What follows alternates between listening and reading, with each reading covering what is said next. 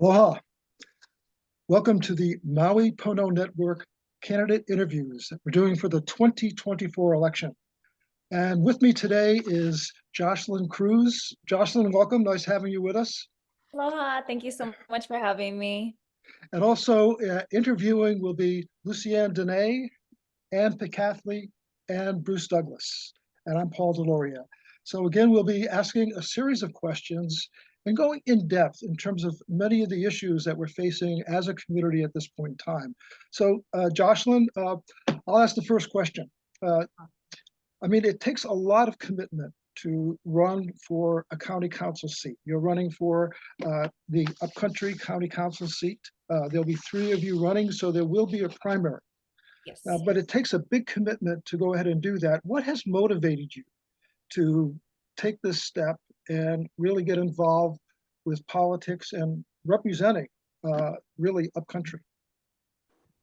Well, I'm very passionate about our island, and I'm inspired by this living on the island, and especially the events that occurred in the past year and watching everybody come together. And this past May, I was actually on the production team for the 2024 Sunflower Farm Music Festival, and it was a benefit concert which was focused on food security. It benefited Maui Food Hub, Grow Some Good, and Common Ground Collective. And I just think that we live in such a fortunate place where we can make a difference and be very self-sufficient and self-sustainable.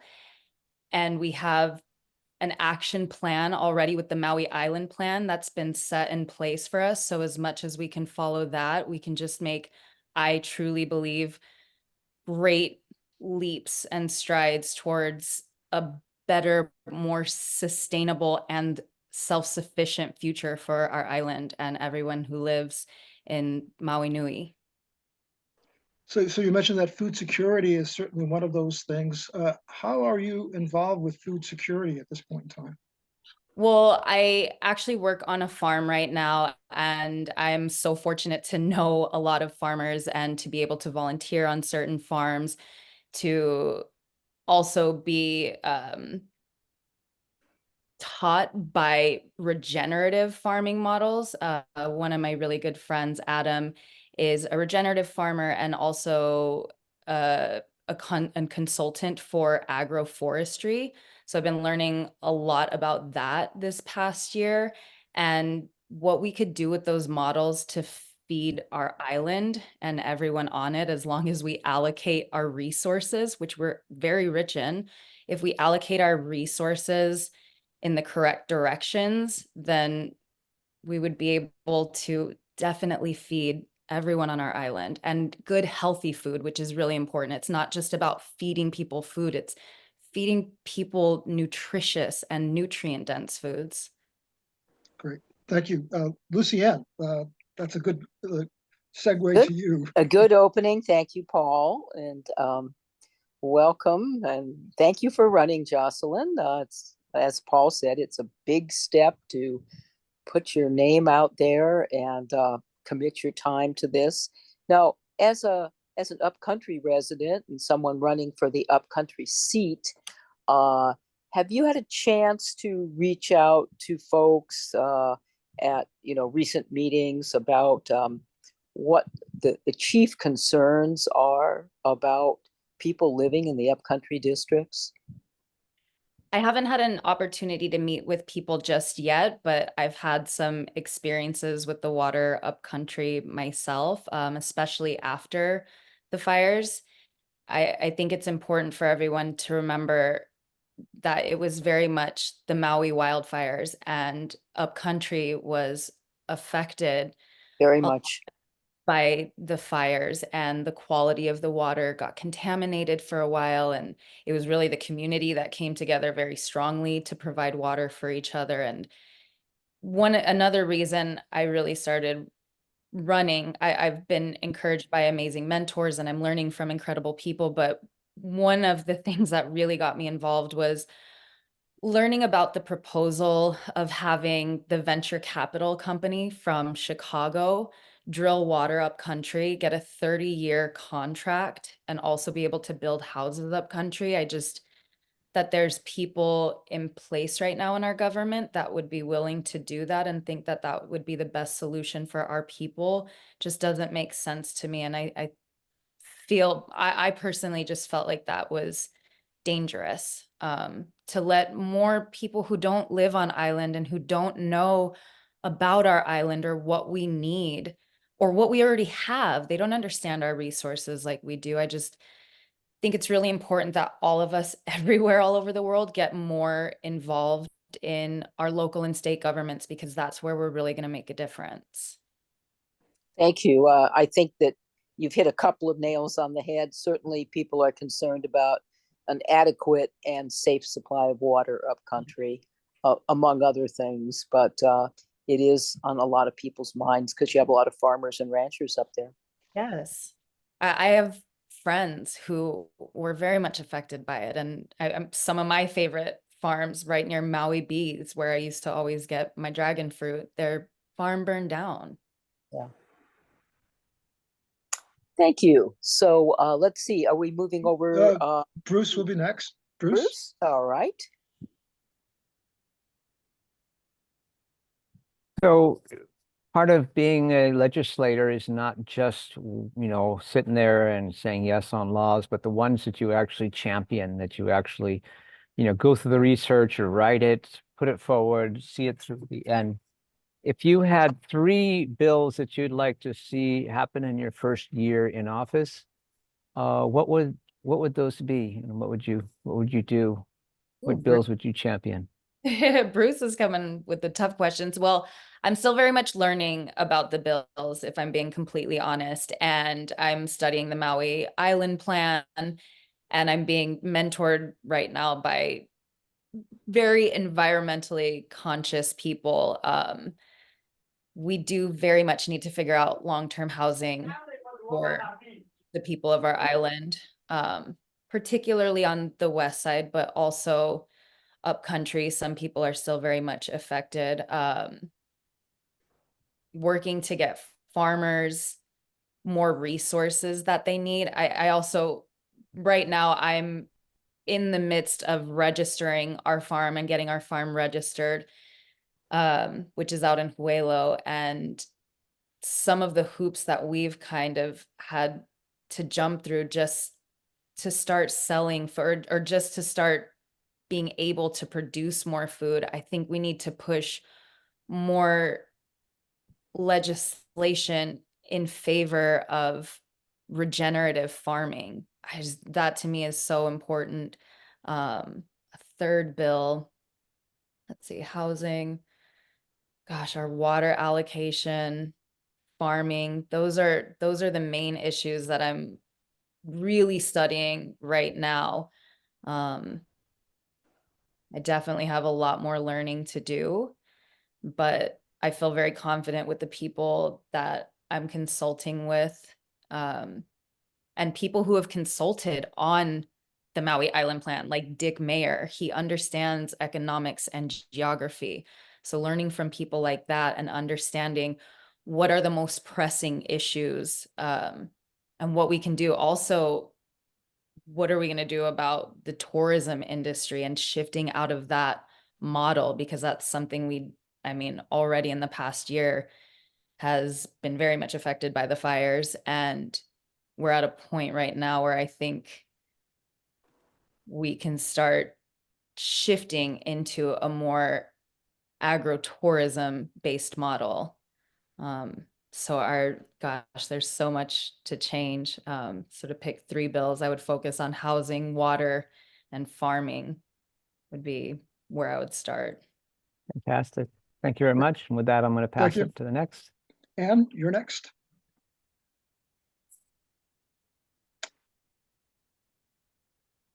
Hi, Jocelyn. Thank you for running. It takes a lot of Thank commitment. So I'm not a farmer at all. Well, I have a tiny veggie garden in my backyard, but I do Oh, a learning curve. buy local produce from our farms here in Maui. So how supportive is the county, or is the county friendly towards farmers? Do they offer loans or ag land with ag water, or what do they do to support you? And I do know they have farm dwellings if you have more people working on the farm, but that was kind of a new law. But if you were to start a farm and you buy like 5 acres, and how do you get started to do something? There are grants that you can apply for, and that's what I'm looking into right now. First, we on the farm I'm working at, it's actually been several months where we applied for fencing just to keep the deer out, because the deer have made their way out into Haiku and Huelo area. And if you live up country, which I do, you know how detrimental the deer can be to your farm and home garden. Since you're starting a home garden, you might know. So just some of the turnaround time to get the permission to build fences, or even permitting for certain houses. I understand why it's important. I just think that we need to prioritize people who are actually farming. And I know that you have to vet certain people. I do understand that. But for us, it was a working farm back in the 60s and 70s. So fortunately, we have a really good amount of ulu trees and avocado trees. But to get permitting to protect those areas, and even we've had to take out a lot of invasive jungle vines and just smooth out some of the ground so we can even plant, and to get permitting for that has just taken so long. And I think that there's a way that we would be able to expedite that. And maybe we have a stronger farm task force that goes out to these farms and actually looks into it, because again, like I said, I understand the importance of permitting, but what we've seen happen in the last year, it's like, well, if you're focusing on permitting over here with people who are trying to provide food for the island, but you didn't make sure that these other permits were in place or other things were up to code, there's just too much discrepancy, in my opinion. And like I said, there are grants, which is amazing. And I'm learning more about those, even from this woman, Jen, from Common Ground Collective, who actually just won Humanitarian of the Year. I think it was the Rotary Club that awarded her Humanitarian of the Year. She's so brilliant. Common Ground Collective raises around $90,000 per month. Not from government funding at all, but they raise around $90,000 per month to feed families on the west side who are still displaced. So there is funding and there is some focus on farming. I just think that we can increase that. And I think especially living on an island and around 90% of our food is imported, I think that's of the utmost importance for all of us. Yeah, especially when we have year-round growing season. Absolutely. We're in such a fortunate place. Yeah. Do you get any tax breaks for farms, or are there taxes? I'm looking into those also. We're still registering.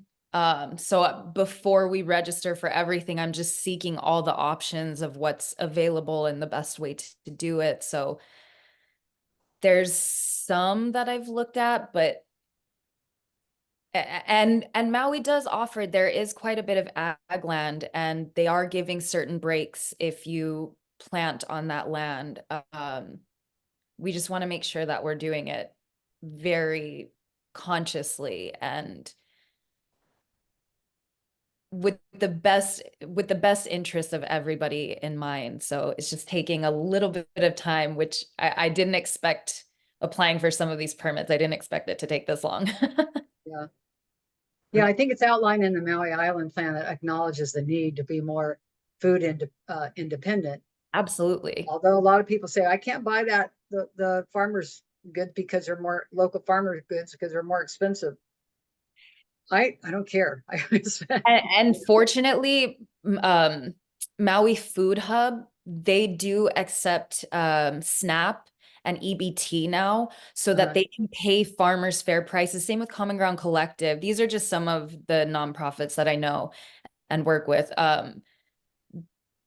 They are working very much in unison with farmers so that they can provide farmers fair prices, because farming, you talk about a job where you have no time off. Like, God bless our farmers because it is an everyday job. You know, you're not really taking vacations and getting time off. So I think we need to make sure that we prioritize them and pay them very well and have certain incentives for them so that they can produce the food and then it'll be in abundance so that we can all afford it at fair prices, especially in this economy. Because Right. I go to Monis sometimes because I always try to shop local and small. And actually, I get a lot of groceries from the farmers market for very good prices. Every time I leave the farmers market, I'm like, okay, I'm leaving with a lot of food, but I go to other stores sometimes and I'm like, what did I just get for $75? This is a couple I of hear you. meals because I'm Yeah, very particular about what I eat also. And that's I great. mentioned quality of food earlier too, and that's so important. We can't just feed people spam musubi. You know, I know some people like it, but it's not healthy and we need to really prioritize our health. I understand. Well, thank you very much. Thank you. So, Jocelyn, I'll ask the next question. And when you're running for county council, it's for all of the districts. So Yes. all 9 districts that you represent and have a vote and a say in. So again, it's island-wide, and people island-wide will be able to vote and vote for you if they choose. But along that line, something that is affecting us island-wide is our housing crisis. Yes. And certainly it has been um, escalated significantly with the Lahaina fire. And then it's like fuel was already put on this fire in that FEMA started to then give a tremendous amount of money towards rental, which then affected all of the other rentals that we have on some level Yeah. as it begins to escalate all these things. What would you do, and what would you, as a representative in the county council, to really address some of these issues? Fortunately, this is also outlined in the Maui Island Plan, and we have to make sure that we don't. So in the Maui Island Plan, is it okay if I go to notes? Because I do have notes on this. It's just outlined so brilliantly. We have to make a cap on affordable housing. Like, you have to make sure that there is a certain amount of affordable housing and that outsiders can't come in and buy these second and third vacation rental homes where nobody's there for a majority of the year. And it just keeps increasing the rental prices. Or even, for instance, in Hali'imaile, there's a new housing development going up, and I think 10% of that they're allocating to affordable housing, and then they're doing a lottery where people on island can sign up for that, but only 10% of that housing are they going to make sure that it stays at a certain price. Like, it shouldn't be that you can get this $500,000 home right now that in 10 years you can sell for $3 million. Like, the median, what is it? The median price of a home on Maui right now is $1.3 million. And what is I think it's $17 is our minimum wage. Is that correct? And we're hoping to get it to 25 by like 2028. And nobody will ever be able to afford a home. They're not a working class family anyway, not on one salary, hardly on 2 salaries. You still can't afford that. So we need to make sure that these vacation rental homes, we also can't really allocate that much water to them. Like, if we're allocating water, which is such a precious resource, to all these second and third vacation homes for their golf courses and things like that, it's just not at all a wise use of that precious resource. So following the Maui Island Plan, because it really is laid out in there, and a lot of money went into writing that plan, a lot of money, effort, time. They consulted so many people on island about it. So it's not just like lawmakers made it. They're actually consulting people who live on island and asking them, what do you need? So we just really need to make sure that we keep affordable housing affordable. Well, And we thank you just for that. thought, like, for me, reading the Maui Island Plan, I'm so inspired. I'm like, oh my gosh, solution, solution, solution, solution. It's just everything is laid out. And that was adopted in 2012. And that was supposed to take us through 2030. So we still have 6 years, and we'll have to pivot definitely from that, especially with everything that happened in the last year. But we have so many solutions at our fingertips. It's already figured out for us. It's true, there are a lot. There's just one other question on the housing that I have. There's some organizations like Nahali Omali, who's really addressing the issue that you've mentioned about how people can basically win the lottery. Literally in 10 years, they can sell a $500,000 home for $3 million. So if, that seems a bit exaggerated, but again, you get the idea that certainly there's a windfall that happens at the cost of future affordable housing. But yet Nohali Omali has it so that it's affordable in perpetuity. Are you for that type of structure for the housing? I do believe in perpetuity. We have limited space on our island, and we need to be wise with it. And there's a certain lifestyle that we all enjoy, and I feel like it's actually a pretty simple lifestyle, which is very beautiful. We don't need a lot. And I do agree with keeping it in perpetuity. Great. Thank you. Lucienne, you're next. Well, I'm going to once again build on what you have to say, Paul.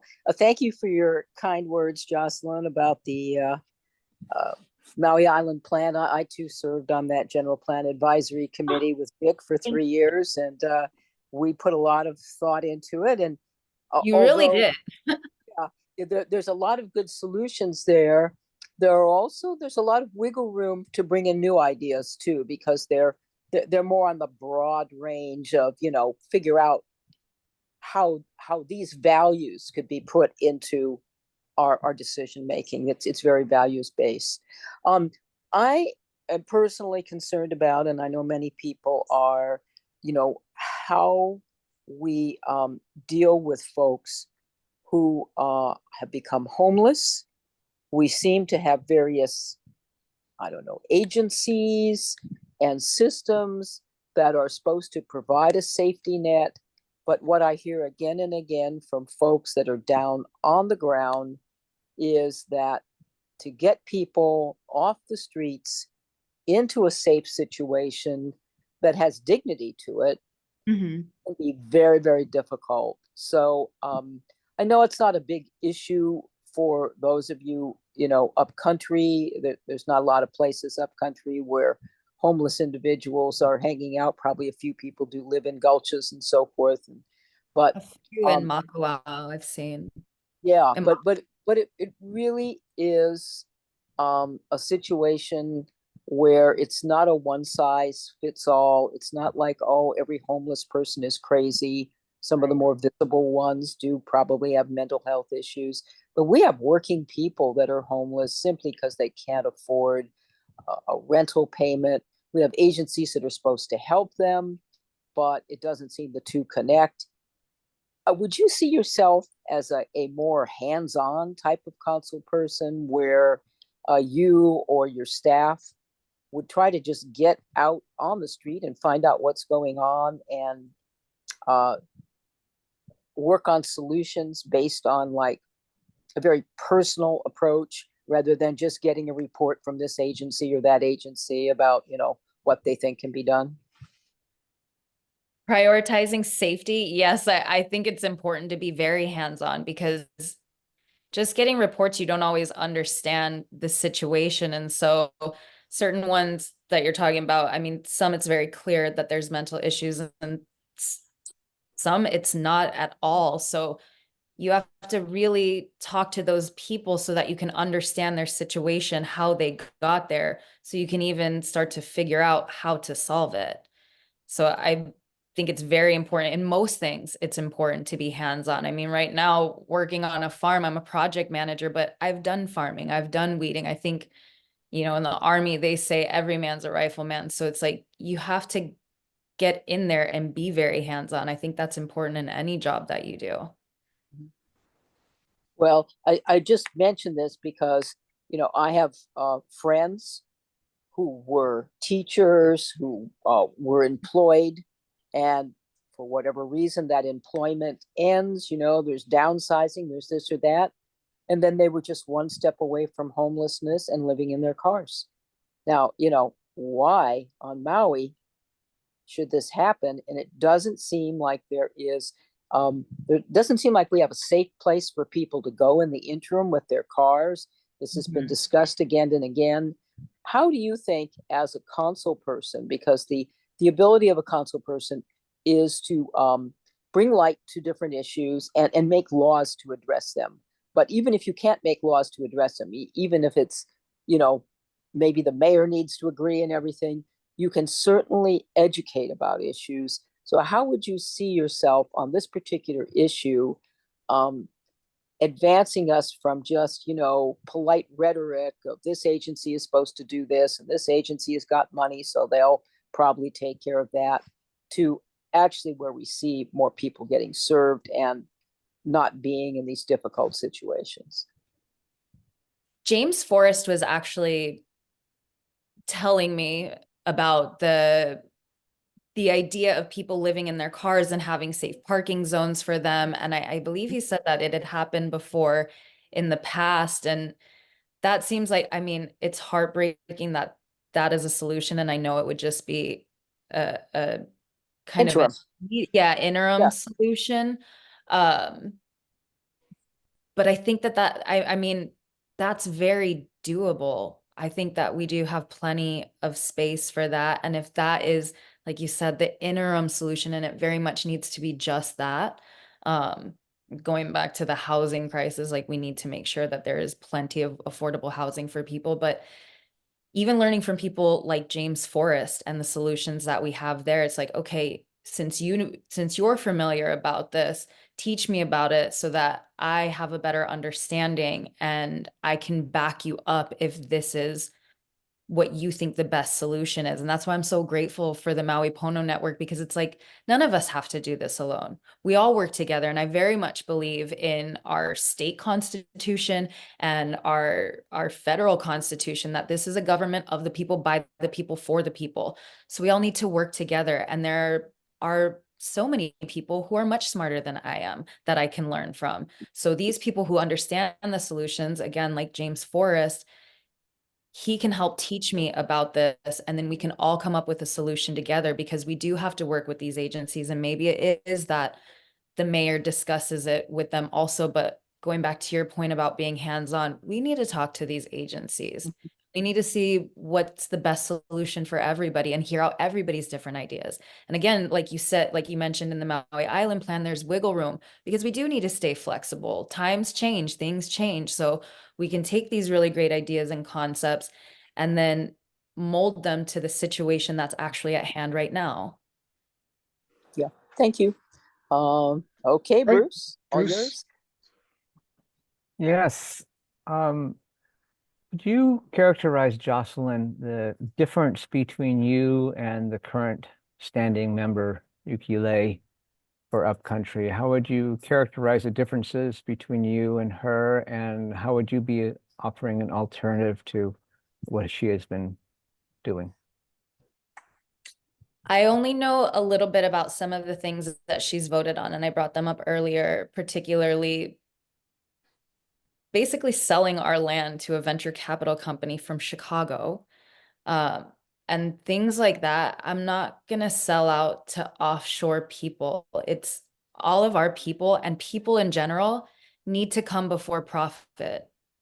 There's absolutely no amount of money that is worth more than somebody's quality of life. And that doesn't make sense to me. Also, voting against long-term housing on the west side under the premise that there's not enough water for that area. And maybe that housing development wasn't the best idea, I'm not sure. But when your reasoning is that there's not enough water, there actually is. You were just about to sell our water out on a 30-year contract to somebody else. So that prioritizing our people and our community, especially our community, how beautiful is it? How we all came together after the wildfires. Like that was the most inspiring thing I have ever experienced in my entire life, watching everybody from all over the island go to different stores. All the stores were pretty much out of the supplies we all needed because everybody else had already bought them to give to the people that needed it. So prioritizing people over profit is definitely, I would say, the distinguishing factor between her and myself, just based on what I know from her past voting history. Like I perhaps she's a lovely person. I don't know her personally, but I would never sell out, especially our future, our children live here on Maui. Our grandchildren are going to live on Maui. I'm not going to sell out water to people who don't understand our island at all. And that's not going to benefit our people. Thank you. Great. And to tailor on that, there's a move right now on foot to create rent control here on Maui, which can be good, could boomerang back on us. What is your feelings about creating a rent control situation? I think maybe if we start with Power. I think it might be wise to test that out in certain areas, like maybe certain subdivisions, we can start testing that and see how that goes. And I think it's really important though to consult with economists because we need to make sure that that is something that will be beneficial in the future too. I know I said that I believe keeping affordable housing in perpetuity, but I also believe in some cases it's important for us to make profits off of certain things. So consulting with a lot, I just feel like economists are really, really beneficial in certain conversations like this one, because they might have more foresight on the situation than we do. So again, involving a lot of people in the community, because this is a community effort. We all have to take a lot of our own sovereignty and our power back, and that requires more responsibility, but it's a whole lot sweeter. Okay, thank you, Jocelyn. Great. And Anne, we're getting near the end of our interview, so you can make it very brief, Anne. You're on mute, Anne.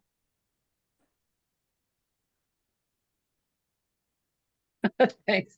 There we go, Um, Anne. The tourist industry would maintain that tourism is the lifeblood of Maui or Hawaii, right? But really, there's resident concerns about over tourism. And in reference to the Maui Island Plan, which you were talking about, that was a culmination of 5 years of gathering feedback from the members of the community. And in that plan, they said that Maui should have no more, should not exceed an island-wide visitor population of 33% of the resident population. Well, it quickly exceeded that to actually 42.3, and it's actually rising. Now, people say, well, the Maui Island Plan has no teeth. It's a guide, it's objectives, but there's no way we can change that. However, there were measures to do that. Of course, the ratio of visitors to residents dropped down near COVID and immediately after the fire. But even in spite of the community, West Maui, discouraging visitors from coming back, they couldn't stop them. They came back. But so, I mean, do you really think that any reduction in tourist numbers is harmful?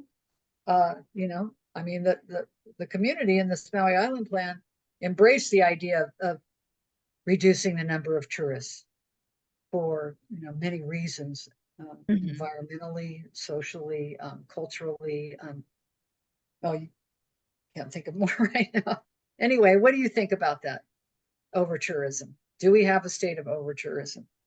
I definitely believe we have a state of over tourism, and I understand that that is also where we get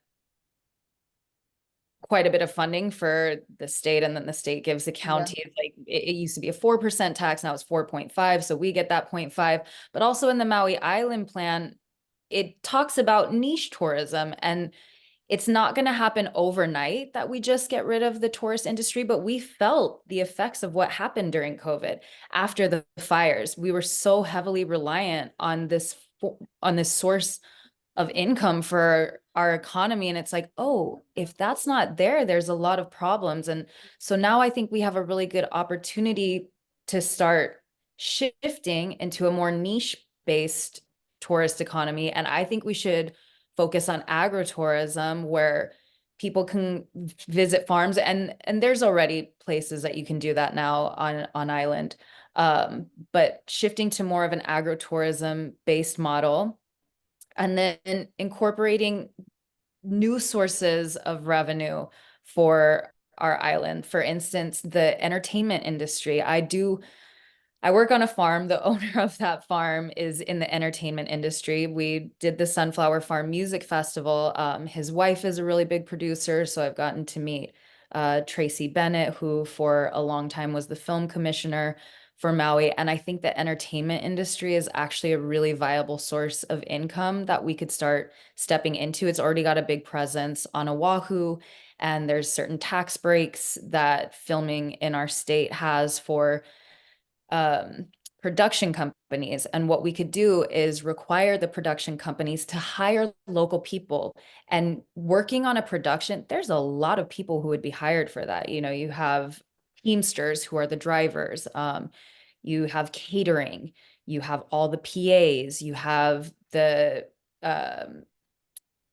editors. So if we start shifting into different streams of revenue like that, I also think that's going to really inspire a lot of the youth to stay on island, which is one. I know a lot of parents are sad when their kids move away, and part of me thinks it's good for kids to go out and explore the world. But if you live on Maui, I mean, the world's a beautiful place, but there is nowhere like Maui. And I think that that would be a really interesting and exciting job field for a lot of the youth on island, and we could actually make a lot of money, and money that will stay on our island because it's going to hire so many local people. Another issue with our tourist industry is that these big hotel chains, that money's not staying on our island. Certainly it's paying some people's wages, but the Marriott takes that money out of the bank pretty much the next day. You know, the Four Seasons is taking that money out of the bank the next day, and it's going offshore. So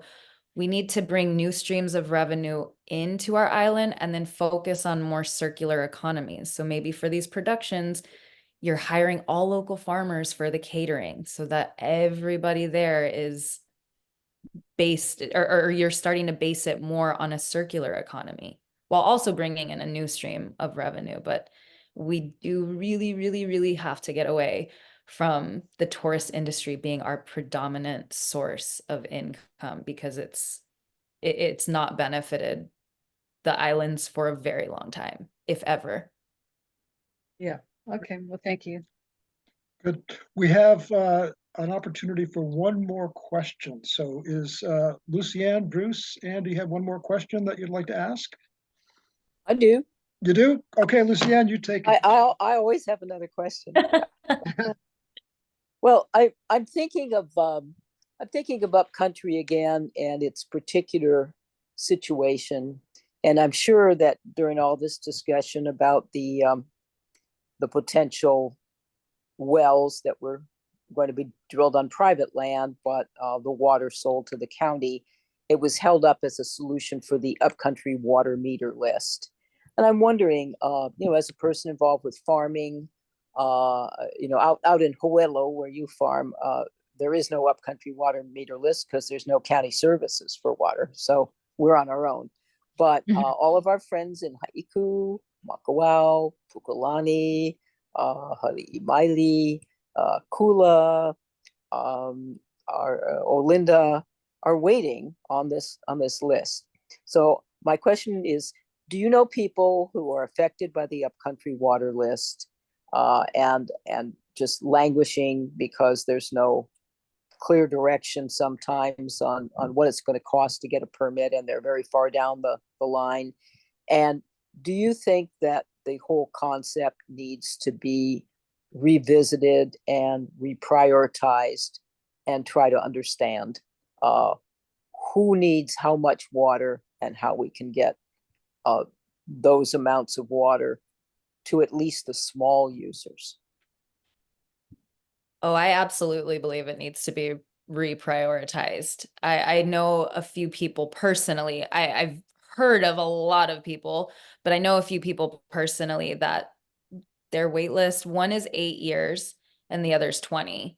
So they have the lot for their house, but you can't, how are you going to build a house if you don't have water? Like you were mentioning, out in the jungle, pretty much everybody's on water catchment because it rains almost every morning. So you have a good amount of water. And Kelly King, actually, one time I heard her talking about maybe one of the solutions, and we could also work very closely with Shane in Hana. He's a really sweet person. He's very knowledgeable. And if we stop allocating this precious resource of water to all these big hotels and their pools and their fountains, then we can serve a lot of that water. Well, upcountry water does not go to any pools or fountains or any resorts. It's important to understand. Right. I was just thinking more of EMI and their redistribution of They some they don't send water to any hotels or resorts. Okay. Interesting. Yes. I had heard. Okay, that is good to know because I had heard a few different things about that. Okay, good. Either way though, even the water from West Maui, from Iao Valley being redistributed, we have to be wiser about that. But we definitely need to revisit it upcountry. And going back to what I'd heard Kelly King saying was just having different mobile catchment units in different parts of the island that we could possibly start to utilize so that we can bring water to these areas that don't have as much. There's a lot of support upcountry for more storage of water. I'm sure if you went to those hearings, you heard that. And that means someone on the county council needs to champion that and get funding for it. Look for federal funding and other sources of funding. It can't all just be county funding.